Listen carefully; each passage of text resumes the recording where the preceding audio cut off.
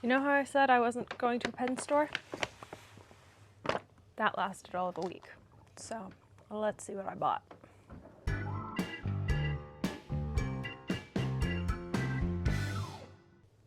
So I finally went to Blesket, which is not actually in the city of Toronto. It's on the way out of Toronto. It's sort of by the airport, actually. And I've wanted to go to it for a while, but schedules just haven't worked. I finally made it there, and it's great. It's so much fun, and I spent far longer there than I planned to. But they also had some stuff that I haven't really seen other places, and so we're gonna look at it all. First up is what Mom bought, which is the Pelikan Jazz. She has misplaced. I'm not gonna say it's lost because we're going to find it. Her Faber-Castell Neo Slim. So that's sad. For now, though, she's going to use a Pelikan Jazz. It's in a medium nib. I think her plan is to try waterproof ink in it. I don't actually know. She had been talking about getting another Cockano, but she decided to try Pelikan Jazz. So this should be interesting. I haven't actually tried the Pelikan Jazz pens before, and she's gonna let me make a video on it. So that should be so much fun. They come in a bunch of colors. They come in a couple different nib sizes.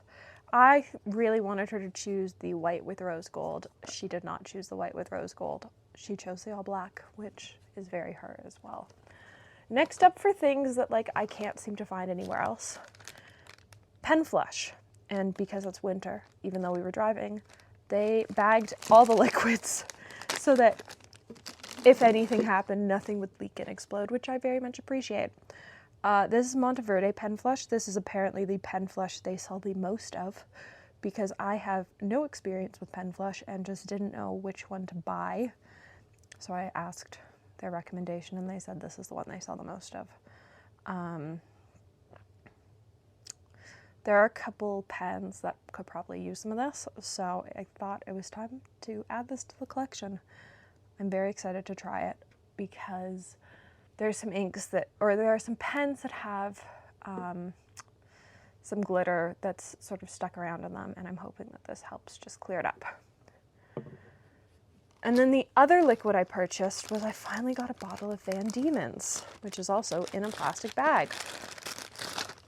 And if you're wondering why, it's because it's a color I've talked about a bunch. It's Van Dieman's Dusk. And I am obsessed with this color. It's one of the very first colors I got in an ink sample, but it's hard, or it seems hard to find the Van Dieman's colors in Canada. And I've actually bought this without seeing what their caps are like. I might regret that decision. Oh, it's textured, good. So I did see that some of the Van Dieman's bottles were totally smooth. I think this might be textured enough. No, it's not. Well, when Mom gets home, she will help me open it. I have to say their bottles are super cute. And it could just be that once it's off the first time I can get it on and off. But for now, I'm definitely gonna need help.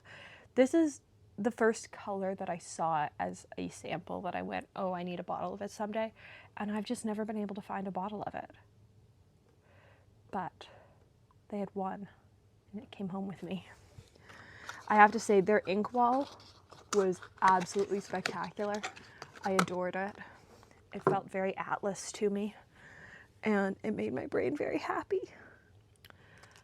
Next up on random stuff that is sort of just like a restock, they had a huge selection of spare nibs, which again are hard to find these days. Goldspot carries spare nibs, but it's hard to find spare nibs in stock. I have had to order them from Amazon a couple times. Blesket though had a huge selection of spare nibs, and so I got a new Kaweco double broad because I got my last one ground into a cursive italic smooth by Matthew Chen at Scriptus, and Chicago isn't that many months away, and I like having a selection. When I go to a pen show, I tend to just take spare nibs and a single pen. So I'll take a pen that fits Jowo 6s and a bunch of Jowo 6 nibs, or I'll take a Quaco and a whole bunch of Quaco nibs because I don't always know what I want.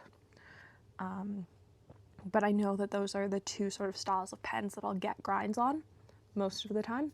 So I did take one of these two Scriptus with me. I got it ground. I don't have a spare in my collection, so I picked up a spare just so that I have it, because I don't know if I'm getting anything ground at Chicago. I may not, but I do want to have the possibility. I also picked up a whole bunch of Pilot paper. I've never seen this before, but I really love the texture of it, and so I'm hoping it works really well with fountain pens. I don't see why it wouldn't. It like feels like it should be great. I did realize after I bought many pads of it that I should have just bought one and tested it with pens and then decided if I wanted more, but I bought 4 of them. They were $3 a piece. They weren't very expensive. They feel sort of like a mix of MD and Pelikan paper. I don't like the Pelikan paper. I find it a bit too,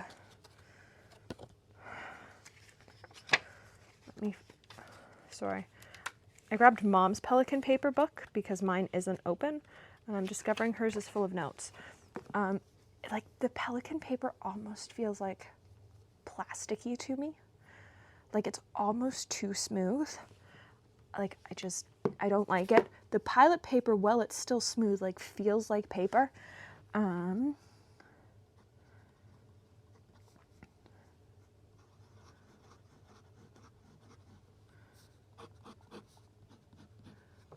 I have I do have something bigger inked up. Let's grab something absurd to test with this paper. Oh, I've got 2 absurd things to test with this paper. I have a Jinhao 82 with a architect nib. And this ink bleeds on everything.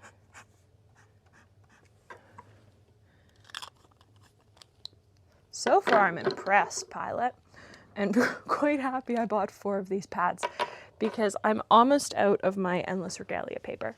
And so I needed something new.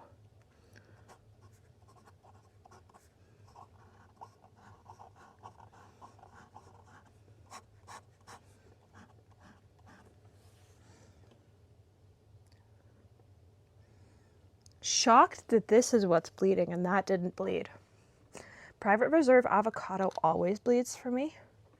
I don't actually know what's in this pen though, because I inked it up on a whim. No idea what's in it. I am impressed, Pilot. Did we bleed through? So we bled through, but we didn't get onto the next page. Highly impressed, Pilot. I do not regret buying 4 pads of that for $3. I don't actually know how many sheets are in a pad. All I know is that I liked how it felt, and it seemed very reasonably priced, and I needed new test paper for videos. And we've been using Endless Regalia for a bit, but I'm almost out of that. And as much as I like MD paper, I do like pads like this for pen test videos. I find that they just work better. So I'm glad I picked up 4 of these. And I will definitely be picking up more at a future date because they're great.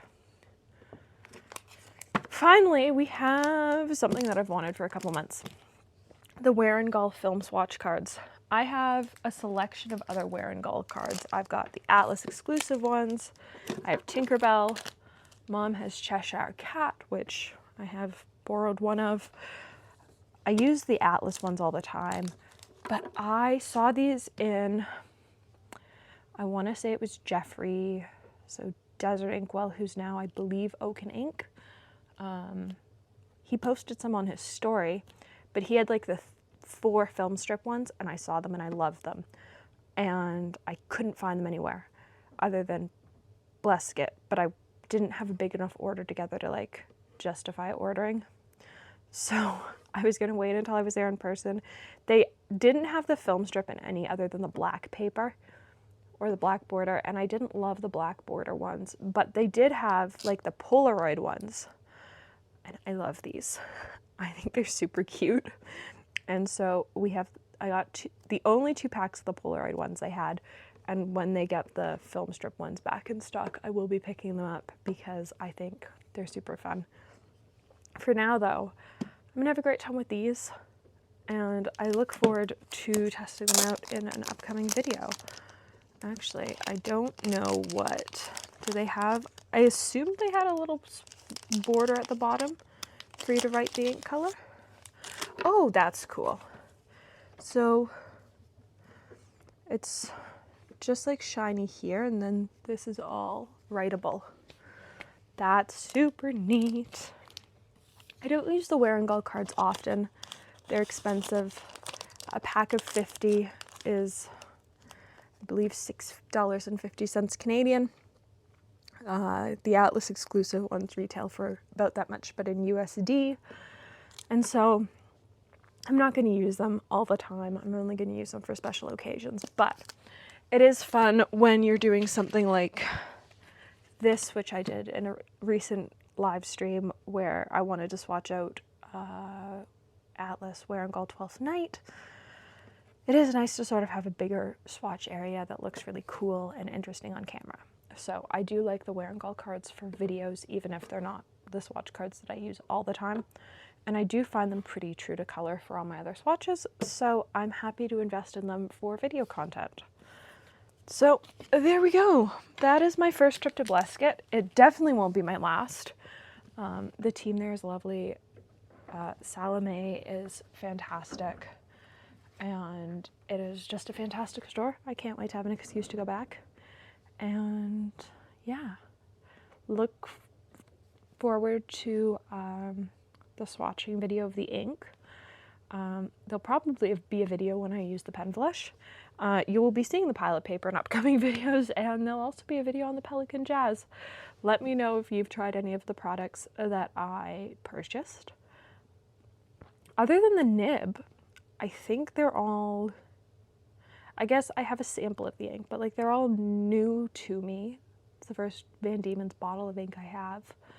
I've never gotten these Wearingeul cards before, and so it was definitely a fun haul to sort of just pick out things that I see less often.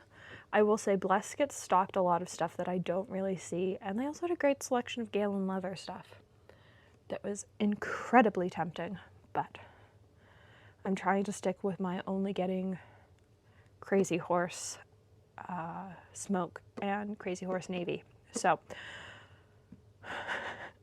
at least that keeps it contained by only getting 2 colors. So thanks so much for watching and have a great day.